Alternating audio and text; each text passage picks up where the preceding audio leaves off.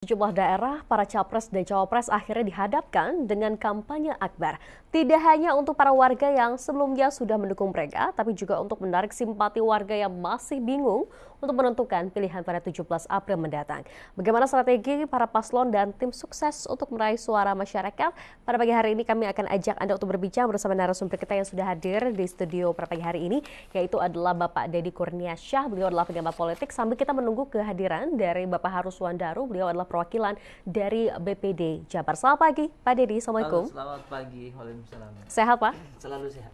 Sekarang sudah tanggal 1, 16 hari lagi Pesta Demokrasi. Betul. Yang mungkin ini paling ditunggu akhirnya datang juga begitu. Nah, kalau kita lihat sedikit Pak Deddy dari waktu ke waktu, dan ini sudah memasuki masa yang tampaknya semakin ketat lagi begitu ya, menuju ke tanggal 17. Bagaimana menurut pandangan Pak Deddy hingga hari ini? Ya, kita memasuki rapat umum ya menyebutnya ya. Kampanye terbuka ini kan adalah momentum euforia bagi pemilih-pemilih, baik itu pemilih-pemilih pemula maupun pemilih-pemilih yang memang sudah mapan, artinya sudah pernah mengikuti pemilihan umum sebelumnya. Makanya kemudian kampanye terbuka semacam ini harus dimanfaatkan oleh kedua kubu, paling tidak sebagai bagian dari canvassing disebutnya. Jadi program-program yang sudah dibuat sepanjang bulan-bulan yang sudah dilalui, kemudian door to door sudah, kemudian dikonversi ke kampanye media, baik itu media sosial dan lain-lainnya. Nah, ini adalah momentum untuk melakukan canvassing dengan pemilih langsung. Jadi kalau kita baca misalnya di penelitian-penelitian opini publik misalnya, ternyata yang paling besar mempengaruhi pilihan orang itu adalah tatap muka. Tatap muka itu diterjemahkan sebagai kalau saya atau masyarakat kebanyakan kita bertemu langsung, entah itu di panggung besar ataupun dari jarak jauh sekalipun, itu ternyata sangat kuat sekali pengaruhnya. Baru selebihnya akan berbicara persoalan media, baru persoalan medsos misalnya, baru juga yang lain. Nah, makanya dengan kondisi itu, makanya kedua kubu ini harus berlomba-lomba bagaimana caranya menghadirkan nuansa kampanye terbuka itu betul-betul terasa ya, artinya jangan sampai kemudian ada satu panggung itu hadirinnya harus kalau bisa sampai meluap-luap. Itu ditujukan bukan persoalan hari itu juga. Artinya kalau saya berkampanye kemudian masa yang datang banyak sekali, tujuan saya bukan hanya untuk pada saat itu, tapi tujuan saya adalah bagaimana menyebarkan informasi bahwa kita didatangi ribuan masa ini melalui platform tadi itu, media dan media sosial yang lain-lainnya. Jadi tatap muka untuk saat ini sangatlah amat berpengaruh begitu, walaupun mungkin hanya bertemu langsung, bertemu langsung, walaupun mungkin terbatas oleh panggung dan lain-lain, tapi tatap muka itu amatlah sangat utama. Sedangkan waktu semakin mepet begitu ya, ini sudah sebentar lagi begitu. Menurut Anda sendiri sebetulnya strategi apa yang Anda lihat sejauh ini cukup efektif untuk kedua paslon ini? Jadi kalau berbicara persoalan strategi komunikasi politiknya, yang paling efektif mana sebetulnya tidak bisa berlaku single helix namanya ya. Artinya hanya mengandalkan satu platform kampanye. Tidak bisa misalnya, seperti itu ya. pawai dan lain-lain, kemudian APK dan lain-lain. Tapi harus ada kolaborasi dari banyak platform. Ya termasuk bagaimana door to door dari setiap elemen di masing-masing tim misalnya, baik itu di BPN, misal kalau di daerah BPD ya, BPD dan juga TKD, kemudian nanti dikuatkan lagi dengan pertemuan yang akbar di di realitas, kira-kira itu. Jadi memang PR besarnya adalah bagaimana kemudian euforia pemilu ini harus terasa.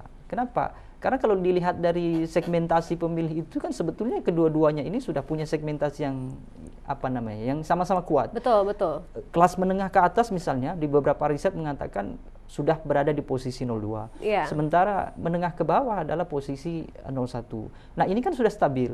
Nah, bagaimana caranya membuat penambahan suara, bukan mempengaruhi dari keduanya, tapi ada beberapa kelompok yang mereka belum menentukan pilihan. Nah, inilah yang harusnya diungkit lagi supaya dia bisa mendongkrak elektoral dari kedua kubu. Oke, baik. Kalau kita lihat sedikit dari hasil survei beberapa, kalau kita lihat minggu lalu saja begitu di iNews Jabar, kita juga membahas hal yang sama, bahwa memang sejauh ini nomor urut 01 yang memimpin begitu ya untuk hasil survei. Tapi apakah hasil survei itu juga nantinya akan punya pengaruh yang besar begitu untuk mungkin pemilih untuk akhirnya menentukan pilihannya begitu? Apakah akhirnya survei-survei yang muncul, berita-berita yang semakin menyebar, ini juga jadi pengaruh untuk para pemilih sebetulnya?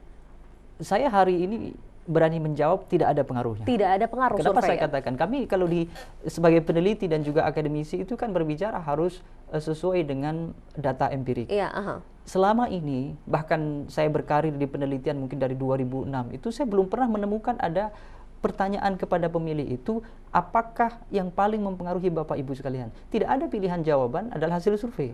Yang ada itu yang saya sampaikan tadi itu.